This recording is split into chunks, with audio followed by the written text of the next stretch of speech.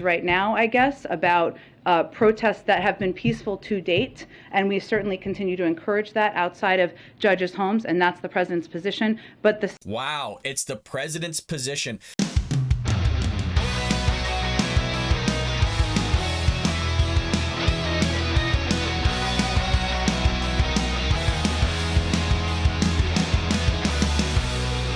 Welcome to the Bald Brad Show. In today's episode, we'll be looking at a clip here with White House Press Secretary Jen Psaki saying that they encourage the protests that are happening outside the Supreme Court justices' homes. And she says some wacko nutso things, folks, which we'll get into in a moment. But before that, as always, if you want to support us here at the Bald Brad Show, or heck, support a conservative, make sure to hit that like and subscribe button. Share this link with your friends and family all over social media. With that being said, let's jump into the clip. Behind him. He says this is his individual plan for this. I do want to ask as well, I mean, the Department of Justice was very swift in responding to school board members who felt like they were being harassed and intimidated a couple months back. Does the president feel that the demonstrations outside of, say, Justice Alito's home are those attempts to interfere or intimidate? Well, I think I said yesterday, but I'm happy to repeat because I think it's important for everybody to hear, that the president's long-standing view has been that violence, threats, and intimidation of any kind have no place in political discourse. And we believe, of course, in peaceful protests. What I do find is interesting, and I think many people have noted, is that there are voices on the right who have called out this protests that are happening while remaining silent for years on protests that have happened outside of the homes of school board members, the Michigan Secretary of State, or including threats made to women seeking reproductive health care, or even an insurrection against our Capitol. So I know that there's an outrage. Whoa, time out here. There's a lot of Republicans and a lot of conservatives, including myself, that don't agree with certain protests that take place from the right-hand side of the aisle, which, again, I'm a part of, that happen all across the United States. The insurrection, one of them. We've been vocal on the show that it was an idiotic thing. I actually don't know a mainstream conservative and Republican that was for the insurrection, these idiots going into the Capitol and doing what they did. Ben Shapiro came out against it. Steven Crowder came out against it. I came out against it. Charlie Kirk came out against it. Michael Walsh came out against it. Michael Knowles came out against it. Andrew Klavan came out against it. Larry Elder came out against it. You had Tim Scott coming out against it. You had Ted Cruz coming out against it. I mean, how is it I'm able to keep going down the list of conservative Republicans, mainstream, by the way, if not the biggest ones, that didn't agree with the insurrection, didn't agree with a lot of things that took place around the United States, but yet she's going to stand on the podium and just spew this kind of nonsense? These are the same people, folks, that want to sit there and have a disinformation governance board. The same person that pushed disinformation herself and still does to this day by not apologizing for what she said about the Border Patrol agents that were whipping the migrants. Still hasn't apologized. It's even come out that there's no criminal charges. They didn't find anything. And her response to all this is, well, we're going to wait till there's an ending to the Homeland Security investigation. And then if it comes out that I may or may not. So again, she's not going to apologize. She'll be long gone, folks, by the time that stuff is ever released. She pushed the Russian hoax. She pushed the Hunter Biden laptop being Russian disinformation. But yes, she's going to sit there on the podium and push out this stuff. And you know what? Maybe it's misinformation to her. I don't care. She's allowed to say it regardless. But I just don't like people who are going to sit there and be the arbiters of truth, but then say things like this, which just aren't true at all. We'll keep going. Right now, I guess, about protests that have been peaceful to date, and we certainly continue to encourage that outside of judges' homes, and that's the president's position. But wow, it's the president's position. I love how at the beginning she goes, the president doesn't want violence or any protest that isn't due to intimidation, and we don't want that.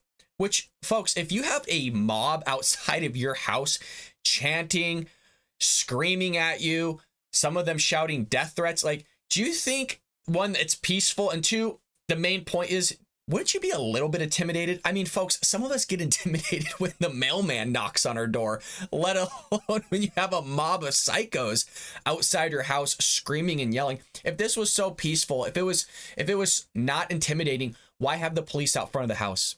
Why have them there in the first place? If there's no intimidation, if there's no threat, why have them out there? Why? Why are they out there? Because there's a threat, because there's intimidation. Who the hell knows what these people are going to do? Folks, we all would agree it's not comfortable having 10 people on your lawn or standing outside your street shouting, let alone hundreds of people day in and day out. But again, she's going to contradict herself at the beginning of the thing. We all saw her going, oh, there's no intimidation. We don't want that. Well, this is the full support of the president. It's been mostly peaceful, all these things, yada, yada, yada. You know what? It's only going to get worse, folks, when we get Jen Psaki coming in and spewing the same type of nonsense as Jen Psaki. It's so frustrating, folks. Just be up front. Just be up front and say, look, yeah, we're full support of it. We know it's intimidating, but it doesn't matter. As long as they're not hurting anybody, then we're full support of it. Just don't BS us like this by saying, again, we're not for the intimidation, but yet you have 100 people standing outside yelling crap, intimidating the Supreme Court. Even the Supreme Court said that they're not going to be bullied into this because they feel like they're being bullied. Unbelievable stuff. Silence is pretty deafening about all of the other intimidation that we've seen to a number of people. This is a pending court case, though. That's where the federal law comes into place. This is a pending court case. Well, but I think that intimidation and protests and intimidation outside of the homes of school board members, the Michigan Secretary of State, intimidation and threats against people seeking legal reproductive health care and against our capital and American democracy also warrant some outrage. And we haven't really seen that. Go ahead. What? Talk about spinning this in every which way you can. Folks, this was only 1:49 and she contradicts herself 3 times. For the love of God, am I the only one that's seeing this? And she gets away with it. She consistently gets away with it. What do you say to this? I mean, it's either her or it's going to be Joe Biden on the podium. And either way, you're going to get a bunch of nonsense.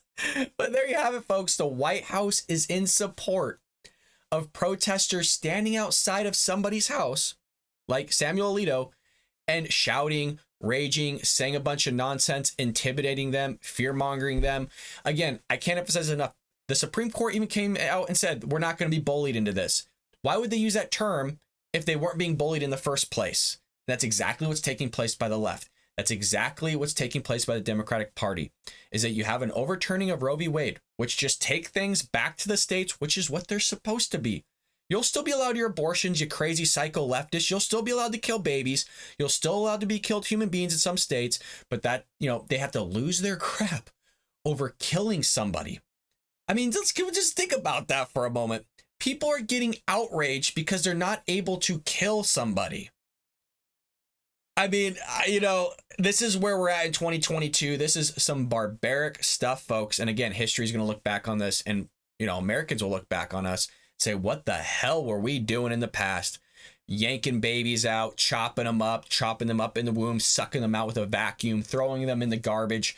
All sorts of stuff is just a crazy, crazy thing. And we're living in crazy times, folks. But let me know what you think about Jen Psaki here, folks.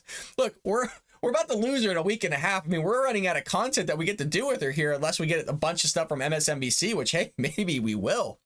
But I think the White House is going to continue to spill and spew their garbage all over the waves of the television, because again, you have Karine Jean-Pierre coming in and going to spew a bunch of nonsense as well. It'll probably be even worse than what Jen Psaki's doing. But there you go, folks. I will ramble about this for hours. As always, make sure to like and subscribe, share this video with your friends and family all over social media. And folks, I will see you later today here on The Bo Brad Show.